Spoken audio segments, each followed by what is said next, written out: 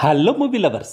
Different characters చేస్తూ వరుస హిట్స్తో రాకెట్లా దూసుకెళ్తున్న ప్రియదర్శి హీరోగా, రూపా కొడవయూర్ హీరోయిన్గా, అష్టాచెమ్మ మూవీతో నానిని హీరోగా ఇంట్రడ్యూస్ చేసిన ఇంద్రగంటి మోహన్ కృష్ణ డైరెక్షన్లో వచ్చిన latest summer family entertainer Sarangapani జాతకం.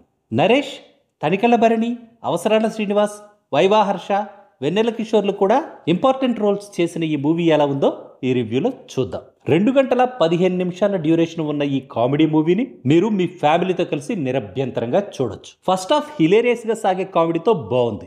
సెకండ్ హాఫ్ లో కాసేపు బోర్ కొట్టించిన ప్రీ క్లైమాక్స్ థియేటర్లో నాన్ స్టాప్ గా ఆడియన్స్ ని ఎంటర్టైన్ చేసేలా ఉండడంతో సెకండ్ హాఫ్ కూడా బాగుందనిపించింది. ఓవరాల్ గా బాగుంది సినిమా. చాలా డేస్ తర్వాత మన తెలుగులో క్రింజ్ కామెడీతో కాకుండా సిచ్యువేషనల్ కామెడీతో ఈ మూవీ మంచి ఎంటర్టైన్మెంట్ ఇచ్చింది.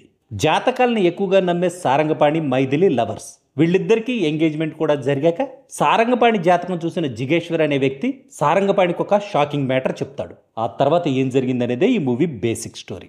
జాతకాల్ని నమ్మే సారంగపాణి కథకు మర్డర్ థ్రిల్లర్ ఎలిమెంట్ ని మిక్స్ చేసి ఆ కథని ఆడియన్స్ కి ఎంటర్టైనింగ్ గా ప్రజెంట్ చేయడంలో డైరెక్టర్ ఇంద్రగంటి మోహన్ కృష్ణ సక్సెస్ అయ్యాడని అనిపించింది. ప్రతి సీను ఎంటర్టైనింగ్ గా ఉంటూ ఫన్ ని జనరేట్ చేస్తూ ఆడియన్స్ ని కడుపుబ్బా నవ్వుకునేలా చేశాయి. పంచ్ డైలాగ్స్ తో పాటు క్యారెక్టర్స్ మధ్య వచ్చే సిచ్యువేషనల్ కామెడీ కూడా భలే ఉంది. హీరోయిన్స్ మధ్య వచ్చే సీన్లు కూడా బాగున్నాయి.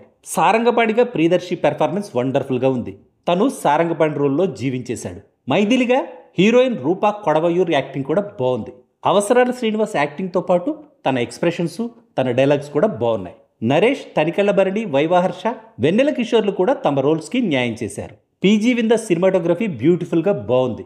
వివేక్ సాగర్ కంపోజ్ చేసిన పాటలు పర్లేదు. బ్యాక్గ్రౌండ్ మ్యూజిక్ మాత్రం బాగుంది. అక్కడక్కడ గాడి తప్పిన స్క్రీన్ ప్లే ఒకటే ఈ మూవీకి కాస్త మైనస్ అయింది.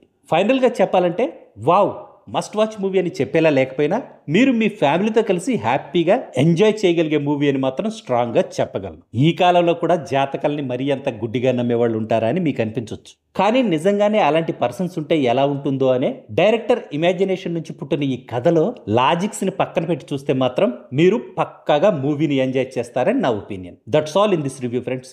మళ్ళీ నెక్స్ట్ రివ్యూలో కలుసుకుందాం. Thank you for watching.